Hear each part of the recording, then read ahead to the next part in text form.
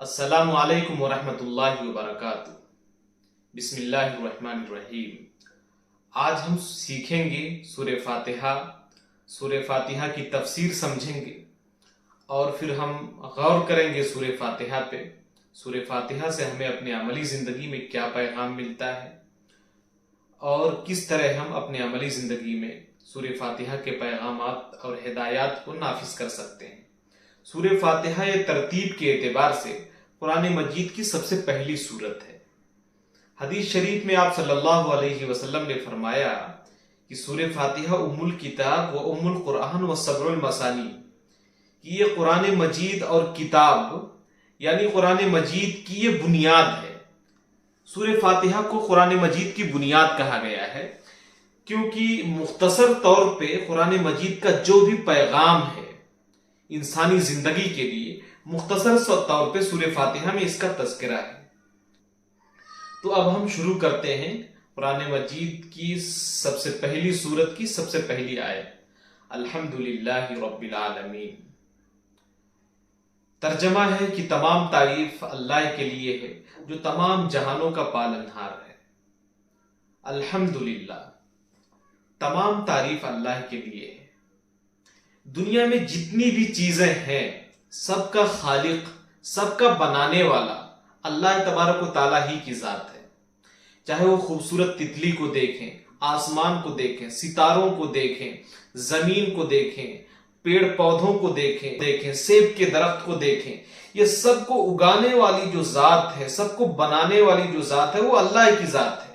اس وجہ سے اگر ہم خوبصورت تتلی کی تعریف کرتے ہیں تو وہ اللہ ہی کی تعریف ہوگی، اگر ہم پہاڑوں کی تعریف کرتے ہیں تو وہ اللہ کی تعریف ہوگی، اگر ہم انسانوں کی تعریف کرتے ہیں تو بھی اللہ ہی کی تعریف ہوگی، کیونکہ یہ سب اللہ کے بنائے گئے، یہ سب اللہ تبارک و تعالیٰ کی مخلوقات ہیں اور سب کو اللہ تبارک و تعالیٰ ہی نے بنایا ہے۔ جس طرح اگر ہم تعریف کے طور پہ زید سے کہیں کہ بھائی تمہارا موبائل بہت خوبصورت ہے، زید تمہارا گھر بہت خوبصورت ہے، تو ظاہر سی بات ہے کہ زید کو خوشی ہوگی۔ زید سے کہیں کہ بھائی میں تمہاری تعریف نہیں کر رہا ہوں، میں تو تمہارے گھر کی تعریف کر رہا ہوں، تمہارے موبائل کی تعریف کر رہا ہوں، تم کیوں اتنا خوش ہو رہے ہو؟ زید یہی کہے گا کہ بھائی گھر تو میں نے ہی بنوایا ہے، میں ہی گھر کا مالک ہوں۔ تو اس ساری کائنات کا مالک، خالق، صانع، ساری کائنات کو بنانے والا اللہ کی ذات ہے۔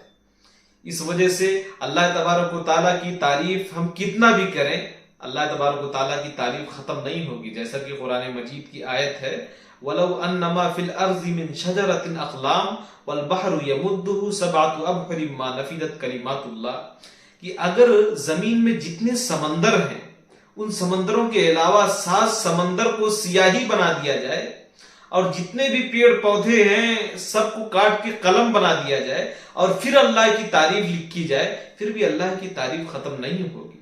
لَهُ الْحَمْدُ فِي الْأُولَى وَالْآخِرَةِ، وہی کی تعریف ہے دنیا میں بھی اور آخرت میں بھی ہے۔ لَهُ مَا فِي السَّمَاوَاتِ وَمَا فِي الْأَرْضِ وَمَا بَيْنَهُمَا، اللہ ہی کا ہے جو کچھ آسمانوں میں ہے اور زمینوں میں ہے اور جو کچھ آسمانوں اور زمینوں کے درمیان ہے۔ إِنَّ فِي خَلْقِ السَّمَاوَاتِ وَالْأَرْضِ وَاخْتِلَافِ اللَّيْلِ وَالنَّهَارِ لَآيَاتٍ لِأُولِي الْأَلْبَابِ، کہ رات میں، دن میں، آسمانوں میں، زمینوں میں، ان سب چیزوں میں اللہ تبارک و تعالیٰ کی نشانیاں ہیں عقل مندوں کے لیے۔ یہ سب اللہ تبارک و تعالیٰ کے بنائے ہوئے ہیں۔ الحمدللہ یہ بہت ہی خوبصورت جملہ ہے۔ الحمدللہ یہ اللہ تبارک و تعالیٰ کے شکر گزار بندوں کا جملہ ہے۔ ہمیں الحمدللہ کا ورد کرتے رہنا چاہیے، مسنون جو دعائیں ثابت ہیں ان کا ورد کرتے رہنا چاہیے۔ اللہ تبارک و تعالیٰ کے نیک بندوں کا یہ جملہ ہے الحمدللہ۔ حضرت آدم علیہ السلام کو جب چھینک آئی تھی تو انہوں نے الحمدللہ کہا تھا۔ ہمیں بھی جب چھینک آئے تو الحمدللہ کہنا چاہیے۔ حضرت نوح علیہ السلام نے جب کشتی بنایا، اللہ تبارک و تعالیٰ نے ان کو کشتی بنانے کا حکم دیا اور ان کو حکم دیا کہ آپ جب کشتی بناؤ، جب طوفان آنے والا تھا، کشتی بنا کے جب آپ اور آپ کے تمام ساتھی براتی جب سوار ہو جائیں تو اس وقت الحمدللہ کہیے۔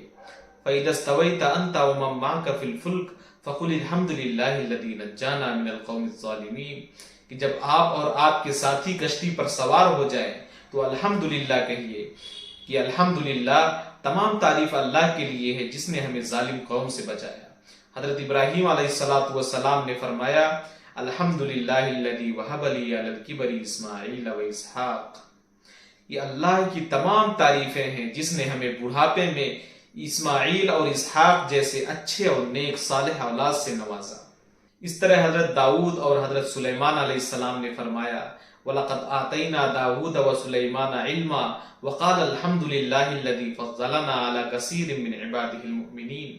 حضرت داؤد اور حضرت سلیمان علیہ السلام یہ بہت ہی جلیل القدر پیغمبر گزرے ہیں. یہ دونوں باپ بیٹے تھے.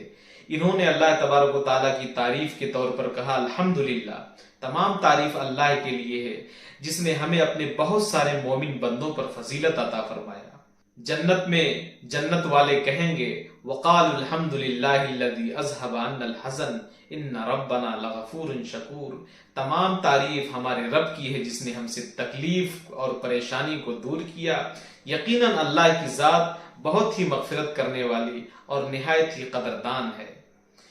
اسی طرح اہل جنت کے بارے میں قرآن مجید کی دوسری آیت ہے وآخر دعواہم ان الحمد للہ رب العالمین، کہ اہل جنت کا جو آخری جملہ ہوگا وہ یہ ہوگا الحمدللہ رب العالمین، تمام تعریف اللہ کے لیے ہے جو تمام جہانوں کا پروردگار ہے. بندے مومن کو الحمدللہ کا ورد کرتے رہنا چاہیے، بلکہ جو بھی مسنون دعائیں ثابت ہیں ان سب کا اہتمام کرنا چاہیے. سونے کی دعا ہے، کھانا کھانے کی دعا ہے، بستر پر لیٹنے کی دعا ہے، سو کر بیدار ہونے کی دعا ہے، مسجد میں جانے کی دعا ہے، مسجد سے باہر نکلنے کی دعا ہے. کیونکہ یہ جو ساری مسنون دعائیں ہیں یہ ہمیں اپنے مالک اپنے خالق سے جوڑتی ہیں. اگر ہم ان کے ترجمے پر غور کریں تو ہمیں سمجھ میں آئے گا. مثال کے طور پر سونے کی دعا کا ترجمہ دیکھیں اللہم بسمک اموت واحیا، کہ اے میرے پروردگار ہم تیرے ہی نام پہ جیتے ہیں اور تیرے ہی نام سے مرتے ہیں. پھر جب آدمی سو کر بیدار ہوتا ہے وہ دعا، اس کا ترجمہ سنیے الحمدللہ الذی احیانا بعد ما اماتنا والیہ النشور. تمام تعریف اس اللہ کے لیے ہے جس نے ہمیں موت کے بعد زندگی دی اور ایک دن پلٹ کر اپنے پروردگار کی طرف ہی جانا ہے. اسی طرح جب کسی کی وفات کی خبر سنیں اس کی یہ دعا ہے انا للہ و انا الیہ راجعون، یہ ہم اللہ ہی کے ہیں اور ہمیں پلٹ کے اللہ ہی کے پاس جانا ہے. اللہ ہی ہماری آخری منزل ہے اور اللہ ہی ہماری آخری جائے پناہ ہے. جب ہم بار بار یہ دعائیں اپنے زبان سے نکالیں گے اور ترجمے کے ساتھ سمجھیں گے تو ہمارے دل و دماغ میں یہ چیز بیٹھ جائے گی کہ ہمارا اصل جائے پناہ، اصل مالک خالق اللہ تبارک و تعالیٰ کی ذات ہے اور ہمارا اصل ٹھکانہ آخرت ہے. یہ دنیا کی جو زندگی ہے یہ ٹمپریری زندگی ہے. ابھی کیا ہوتا ہے کہ جیسے ہی ہم سو کر اٹھتے ہیں ہمارے آنکھوں کے سامنے موبائل ہوتی ہے اور سوشل میڈیا کے بہت سارے جو ہے ویڈیوز پڑے رہتے ہیں یوٹیوب پہ، انسٹاگرام پہ، فیس بک پہ، جسے ہم دیکھتے ہیں. تو یوٹیوب پہ کبھی یہ دکھایا جاتا ہے کہ کوئی مطلب ناچنے گانے والا آتا ہے اپنے کامیابی کی داستان سناتا ہے اور کوئی بزنس مین آتا ہے اپنے کامیابی کی داستان سناتا ہے. تو ہمارے بھی دماغ میں یہ بیٹھ جاتا ہے کہ یہی لوگ کامیاب ہیں. حالانکہ اللہ تبارک و تعالیٰ نے جن کو کامیاب کہا ہے انبیاء کرام کو، صحابہ کرام کو، اللہ کے نیک بندے بزرگان دین، یہ لوگ کامیاب ہیں اور یہ لوگ ہمارے لیے رول ماڈل ہیں. یہ جو دنیا دار لوگ ہیں جن کا پلان، جن کا مشن اور جن کا گول بہت ہی شارٹ ہے، یہ لوگ ہمارے لیے رول ماڈل نہیں ہیں. ہمارے لیے رول ماڈل انبیاء کرام رضی اللہ عنہم کی ذات ہے، صحابہ کرام رضی اللہ عنہم کی ذات ہے. دوسری آیت ہے الرحمن الرحیم، کہ بے شک اللہ تبارک و تعالی نہایت ہی مہربان اور بہت ہی رحم کرنے والے ہیں. حدیث شریف میں ہے ان رحمتی غلبت غضبی، کہ میری رحمت میرے غصے پہ غالب ہے. اللہ تبارک و تعالیٰ کی ذات نہایت ہی مہربان ہے. بندہ گناہوں پر گناہ کیے جاتا ہے، اس دھرتی کو اپنے گناہوں سے بھر دیتا ہے، پھر بھی اللہ تبارک و تعالیٰ کا عذاب نہیں نازل ہوتا. بلکہ جب بندہ ہزاروں سینکڑوں گناہ کر کے اپنے رب کے دربار میں جاتا ہے تو اللہ تبارک و تعالیٰ اسے معافی کا پروانہ عطا فرما دیتے ہیں. حدیث شریف میں آتا ہے کہ میرا بندہ جب میری طرف ایک بالشت آتا ہے تو میں اپنے بندے کی طرف ایک ہاتھ آتا ہوں. جب میرا بندہ میری طرف ایک ہاتھ آتا ہے تو میں اپنے بندے کی طرف 2 ہاتھ آتا ہوں. جب میرا بندہ میری طرف چل کر آتا ہے تو میں اپنے بندے کی طرف دوڑ کر آتا ہوں. اپنے رب سے لگا کر دیکھیں, اپنے رب سے جوڑ کر دیکھیں. ایک حدیث شریف کی کتابوں میں ایک واقعہ آتا ہے کہ ایک آدمی تھا جس نے 99 لوگوں کو قتل کیا تھا, لیکن اس کے دل میں توبہ کا جذبہ پیدا ہوا اور وہ توبہ کرنے کے لیے وہ نکل گئے.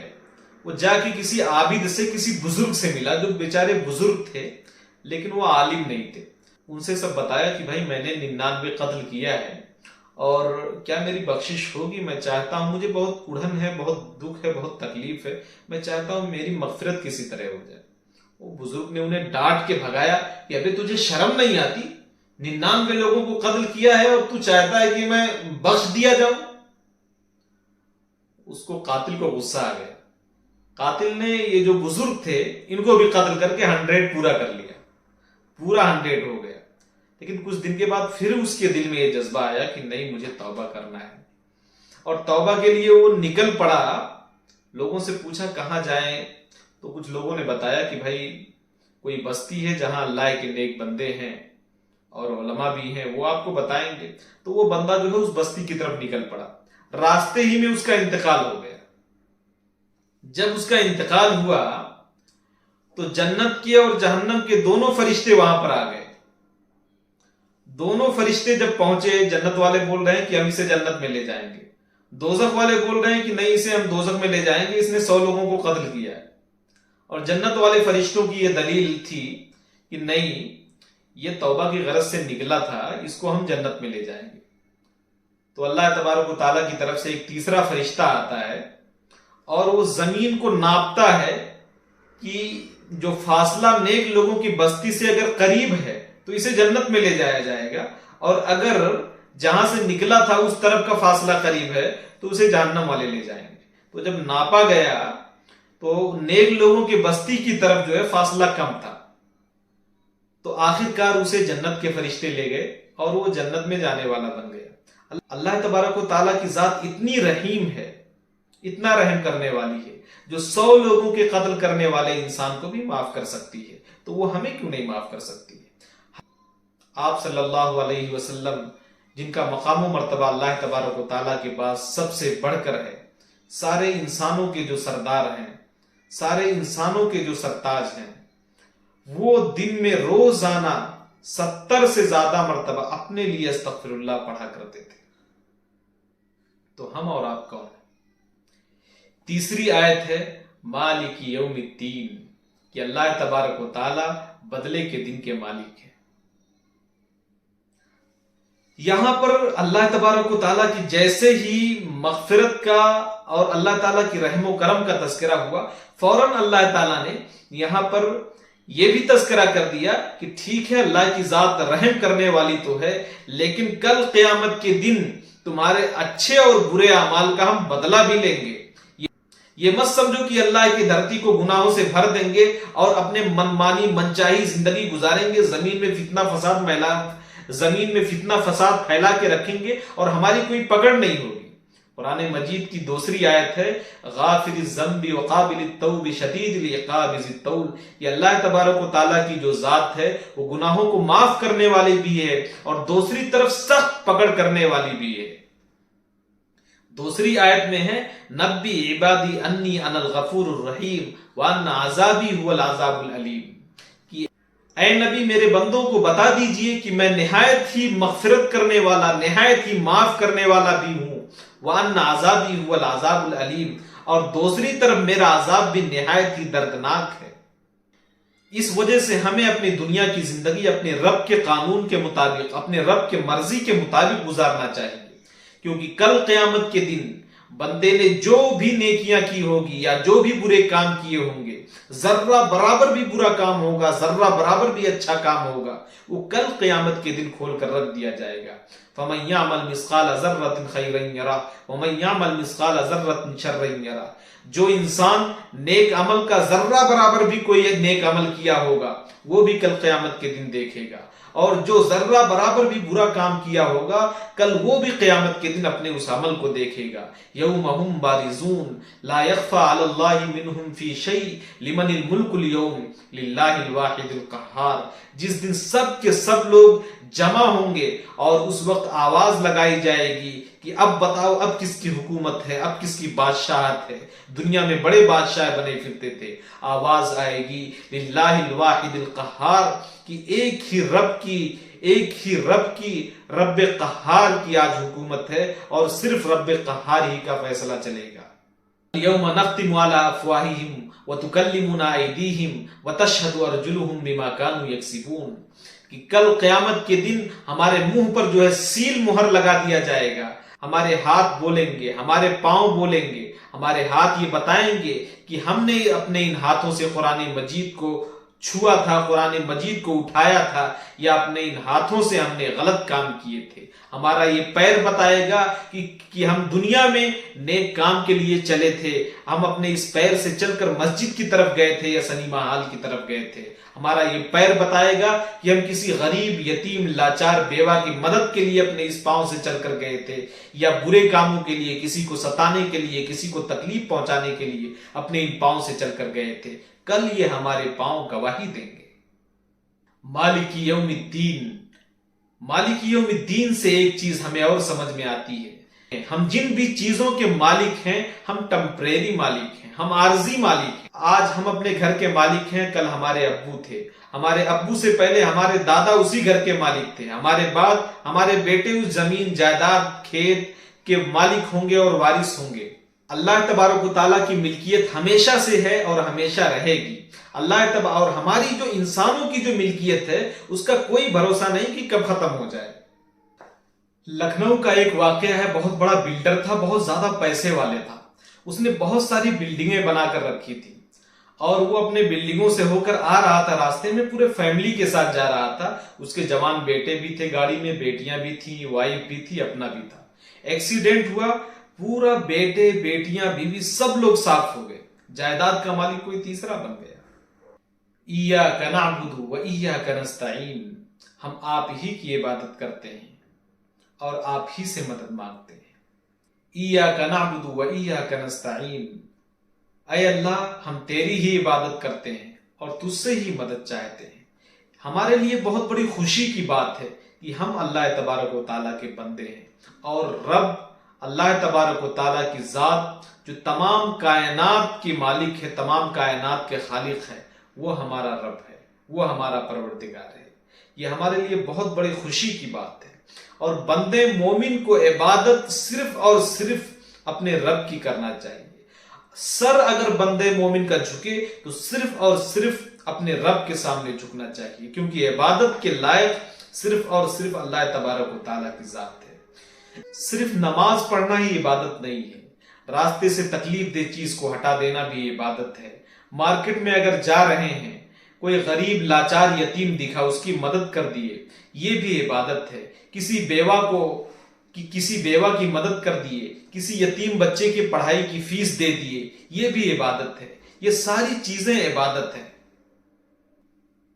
وَإِيَّاكَ نَسْتَعِينُ، اور ہم تجھ سے ہی مدد مانگتے ہیں۔ بندے مومن کو اگر کسی سے مدد مانگنا چاہیے تو صرف اور صرف اللہ تبارک و تعالیٰ کی ذات سے۔ اگر مصیبت میں، تکلیف میں کسی کو پکارنا چاہیے تو اللہ تبارک و تعالیٰ کی ذات سے۔ بہت سارے لوگ جو انبیاء کرام سے مانگتے ہیں یا ولیوں سے مانگتے ہیں، یہ شرک ہے، یہ اسلامی تعلیم کے خلاف ہے۔ اہدنا الصراط المستقیم، اے اللہ ہمیں سیدھے راستے کی ہدایت دے۔ ہمیشہ مرتے دم تک اپنے ہدایت کے لیے دعا کرتے رہنا چاہیے، کیونکہ ہم نے اپنی آنکھوں سے بہت سارے لوگوں کو دیکھا ہوگا جو بہت نیک تھے، بہت اچھے تھے بظاہر، لیکن حالات ایسے آئے وہ کسی ماحول میں چلے گئے اور پھر اسی ماحول میں ڈھل کر رہ گئے۔ بہت اچھے تھے، دینی مزاج رکھتے تھے، لیکن وہ مغربی ممالک کی طرف کوچ کر گئے اور مغرب میں، امریکہ میں جا کر سیٹ ہو گئے، پھر ان کے خیال چینج ہو گئے، ان کے بچے جو ہے ماڈرن ہو گئے، پھر ماڈرنٹی میں آ کر دھیرے دھیرے وہ اسلام سے بھی ہاتھ دھو بیٹھے۔ یا بہت سارے بزرگوں کے واقعات ہیں، مفسرین نے نقل کیا ہے۔ برسیسا نام کے ایک بزرگ تھے، انہوں نے 60 سال اللہ تبارک و تعالیٰ کی عبادت میں صرف کیا تھا، لیکن شیطان نے ان کو ایسا ورغلایا کہ وہ ایمان سے بھی لاسٹ میں ہاتھ دھو بیٹھے۔ ان کا واقعہ کچھ ایسا ہے، شرفا کے گھرانے کی ایک نہایت ہی خوبصورت لڑکی تھی، اس کو پاگل پن کی بیماری ہو گئی۔ لوگوں میں یہ مشہور تھا کہ برسیسا نام کے بزرگ ہیں، ان کی دعا سے پاگل آدمی بھی ٹھیک ہو جاتا ہے۔ لڑکی کے بھائی لوگ لے کر گئے برسیسا کے پاس اور وہاں پر لڑکی کو رکھ دی۔ شیطان نے آ کر برسیسا کو ورغلایا، ورغلا کے اس کے دل میں لڑکی کی محبت کو بٹھا دیا۔ اب جو ہے برسیسا بزرگ جس نے 60 سال عبادت میں صرف کیا تھا، جو ایک اللہ کا ولی تھا، وہ ورغلاوے میں بہکاوے میں آ گیا اور حالت یہاں تک پہنچی کہ حمل کی نوبت آ گئی۔ پھر شیطان نے برسیسا کے دل و دماغ میں ڈالا کہ اب کیا کرو گے؟ اب ایک کام کرو کہ اس لڑکی کو قتل کر دو، ورنہ لوگ آئیں گے اور تمہیں لان و تان کریں گے۔ اس کے بھائی آئیں گے، پوچھیں گے کہاں ہے ہماری بہن، میری بہن کا کیا حال ہے، تو کیا بتاؤ گے، کیسے منہ دکھاؤ گے؟ برسیسا نے لڑکی کو قتل کر دیا۔ اب پھر شیطان نے جا کر لڑکی کے بھائیوں سے بتا دیا کہ برسیسا نے تمہارے بہن کے ساتھ ایسا ایسا معاملہ کیا ہے اور پھر قتل کر دیا ہے۔ ان کے بھائیوں کو غصہ آیا، بھائی لوگ برسیسا کو پکڑ کر لے گئے بادشاہ کے سامنے اور اس کو سولی پر چڑھوا دیے۔ جب برسیسا سولی پر چڑھ گیا، پھانسی دی جانے لگی، اس وقت شیطان آیا اور بولا کہ مجھے 2 سجدے کر دو، میں تمہیں ان سب جھمیلوں سے چھٹکارا دلا دوں گا۔ جان بچانے کے لیے برسیسا نے شیطان کو 2 سجدے کر دیے، اور جیسے ہی سجدہ کیا شیطان کو، شیطان وہاں سے فوراً ہی فرار ہو گیا۔ برسیسا شیطان کا سجدہ کر کے کفر کر بیٹھا اور ایمان سے بھی ہاتھ دھو بیٹھا۔ آخر میں اس کا جو خاتمہ ہوا، اس کی جو پھانسی ہوئی، وہ کفر کی حالت میں ہوئی۔ اتنا بڑا بزرگ، لیکن اس کا خاتمہ ایمان پر نہیں ہوا۔ اس وجہ سے ہمیں ہمیشہ خاتمہ بالخیر اور خاتمہ بالایمان کی دعائیں کرتے رہنا چاہیے۔ قرآن مجید کی آیت ہے، یا ایھا الذین آمنوا اتقوا اللہ حق تقاتہ ولا تموتن الا وانتم مسلمون، کہ اے ایمان والو، اللہ تبارک و تعالیٰ سے ڈرتے رہو، اور جب بھی تمہارا خاتمہ ہو، جب بھی تمہیں موت آئے، تو ایمان کے ساتھ موت آنا چاہیے۔ بندے مومن کی سب سے بڑی کامیابی یہ ہے کہ بندے مومن کا خاتمہ ایمان پر ہو۔ جب بندے مومن دنیا سے جا رہا ہو تو اپنے رب کو راضی کر کے جا رہا ہو۔ اہدنا الصراط المستقیم، اے اللہ ہمیں سیدھے راستے کی ہدایت دے۔ صراط الذین انعمت علیہم غیر المغضوب علیہم ولا الضالین، آمین۔ اے اللہ ہمیں سیدھے راستے کی ہدایت دے، ان کے راستے کی جن پر تو نے انعام فرمایا، نہ کہ ان کا راستہ جن پر تیرا غضب نازل ہوا، اور نہ ہی گمراہوں کا راستہ۔ اللہ تبارک و تعالیٰ کا انعام کن پر نازل ہوا؟ قرآن مجید کی دوسری آیت ہے، انعم اللہ علیہم من النبیین والصدیقین والشہداء والصالحین۔ اللہ تبارک و تعالیٰ نے جن پر اپنا انعام نازل فرمایا وہ انبیاء کرام ہیں، صدیقین ہیں، شہداء ہیں جنہوں نے حق کے لیے، اسلام کے لیے اپنی جان تک دے دیا، صالحین ہیں، اچھے مومنین ہیں۔ یہ لوگ بندے مومن کے لیے رول ماڈل ہیں۔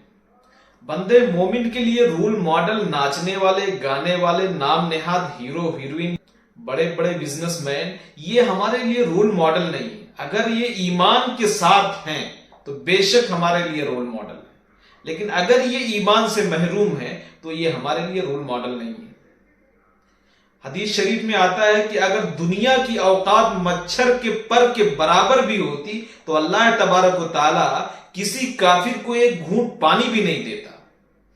ساری دنیا ایک طرف ہو جائے، ساری دنیا ایک طرف ہو جائے، بندے مومن ایک طرف ہو جائے، پھر بھی بندے مومن کا مقام و مرتبہ ساری دنیا سے کہیں زیادہ ہے۔ بندے مومن کے لیے رول ماڈل اللہ تبارک و تعالیٰ کے نیک بندے ہیں، انبیاء ہیں، صدیقین ہیں، شہداء ہیں، صحابہ کرام کی ذات ہیں، بزرگان دین ہیں، علماء حق ہیں۔ اس وجہ سے ہمیں اپنے گھروں میں انبیاء کرام کے واقعات سننے اور سنانے چاہیے، صحابہ کرام کے واقعات سننے اور سنانے چاہیے۔ جب ہمارے بچے صحابہ کرام کے واقعات سوتے وقت سنیں گے تو ان کے دماغ میں صحابہ کرام جیسا، انبیاء کرام جیسا بننے کا جذبہ پیدا ہوگا، وہ انبیاء کرام اور صحابہ کرام کو اپنا رول ماڈل سمجھیں گے۔ لیکن جب ہمارے بچے ناچنے والے، گانے والوں کو دیکھیں گے اور کروڑ پتی لوگوں کو دیکھیں گے اور یہ نام نہاد دنیا دار بزنس مین لوگوں کو دیکھیں گے تو ہمارے بچوں کے بھی دماغ میں آئے گا کہ ناچنا گانا یہی لگتا ہے کامیابی ہے۔ حالانکہ یہ کامیابی نہیں ہے، یہ بہت ہی گھاٹے اور خسارے کا سودا ہے۔ قرآن مجید میں اللہ تبارک و تعالیٰ نے فرمایا، لا یغرنک تقلب الذین کفروا فی البلاد متاع قلیل ثم مأواہم جہنم وبئس المہاد، کہ دنیا میں یہ کافروں کی جو چلت پھرت اور ان کی جو چمک دمک ہے، اے مومنو یہ تمہیں دھوکے میں نہ ڈال دے، یہ چند دن کا فائدہ ہے بس۔ جس دن یا جس لمحے آنکھ بند ہو گئی، کہیں ایکسیڈنٹ ہو گیا یا کوئی اور حادثہ ہو گیا یا ہارٹ اٹیک آ گیا، جیسے ہی آنکھ بند ہوئی ان کا سارا قصہ وہیں پہ تمام ہو جائے گا۔ متاع قلیل، یہ چند روزہ فائدہ اٹھانے کی جگہ ہے، ثم مأواہم جہنم، پھر ان کا ٹھکانہ جہنم ہے، وبئس المہاد، اور جہنم بہت ہی برا ٹھکانہ ہے۔ بندے مومن کی اصل منزل جنت ہے، بندے مومن کی اصل زندگی آخرت کی زندگی ہے۔ ہماری جو زندگی ہے اس کے دو حصے ہیں۔ نمبر ایک ٹمپریری لائف یعنی دنیا جسے ہم ابھی جی رہے ہیں، کب ہمارے ساتھ حادثہ ہو جائے، کب ہماری آنکھ بند ہو جائے، وہیں پہ یہ کہانی ختم ہو جائے گی۔ دوسری جو زندگی ہے وہ آخرت کی زندگی ہے، جو پرماننٹ زندگی ہے، جو ہمیشہ ہمیشہ کی زندگی ہے۔ بندے مومن کو ہمیشہ فوکس اپنے آخرت کی زندگی پر کرنا چاہیے، کیونکہ آخرت کی جو زندگی ہے وہ ہمیشہ ہمیشہ کی زندگی ہوگی، وہاں پر کوئی موت نہیں آئے گی۔ جو دنیا کی زندگی ہے یہ آخرت کی زندگی کو بیسٹ سے بیسٹ بنانے کے لیے ہے، اور آخرت کی زندگی میں اپنا مقام زیادہ سے زیادہ اونچا کرنے کے لیے ہے۔ میں ایک مثال اور ایک واقعے سے سمجھاتا ہوں۔ ایک بادشاہ تھا، اس نے دو آدمیوں کو حکم دیا کہ تم اپنا ہتھیار لے لو، اور یہ سامنے سونے کا پہاڑ ہے، تم سونے کے پہاڑ سے تم لوگ جتنا سونا نکال سکتے ہو اپنے ہتھیار سے نکال لو، جس نے جتنا سونا نکال لیا وہ اس کا ہو جائے گا۔ ایک بندہ تھا، وہ فوراً جو ہے اپنا ہتھیار لے کے، اپنا پھاوڑا وڑا لے کے سونے کو نکالنے اور اس کو کٹائی کرنے میں لگ گیا، تھوڑا تھوڑا کرتے نکالتے گیا۔ اور دوسرا بندہ تھا جو کھڑا تھا، سوچ رہا تھا یار یہ بعد میں کر لیں گے، تھوڑی دیر کے بعد کر لیں گے، ابھی کیا جلدی ہے، تھوڑا سا آرام کر لیں، تھوڑا سا کر لیں گے، بعد میں نکال لیں گے۔ پھر ہوا کیا کہ بادشاہ آیا اور اس نے فوراً منع کر دیا، بس یہیں پہ اسٹاپ۔ تو جو بندہ فوراً لگ گیا تھا، سونا نکالنے لگا تھا، وہ تو ارب پتی کھرب پتی بن گیا، لیکن جو ٹال مٹول کر رہا تھا کہ ابھی کر لیں گے تبھی کر لیں گے، وہ تو منہ لٹکا کے ہی رہ گیا، وہ تو کسی کام کا نہیں رہا۔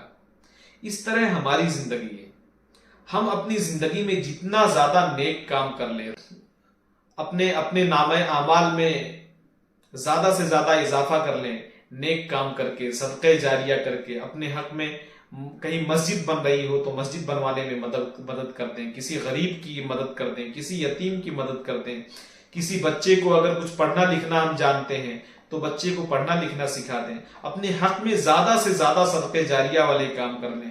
اگر ہم یہ سب کام اپنی زندگی میں کر لیتے ہیں تو اس کا مطلب کہ ہم نے اپنے حق میں زیادہ سے زیادہ ذخیرہ جمع کر لیا ہے۔ پھر ایک وقت آئے گا کہ موت کا فرشتہ آئے گا اور کہے گا اسٹاپ، یہیں پر رک جاؤ، یہی تمہارا خاتمہ ہے، اب یہاں سے تمہاری اصل زندگی یعنی آخرت کی زندگی شروع ہوگی۔ آخرت کی زندگی میں تمہیں آرام یا تکلیف یا مقام و مرتبہ اسی اعتبار سے دیا جائے گا جیسا کہ تم نے محنت کیا تھا۔ اللہ تبارک و تعالی ہم سب کو آخرت میں اعلیٰ سے اعلیٰ مقام عطا فرمائے۔ وآخر دعوانا ان الحمد للہ رب العالمین۔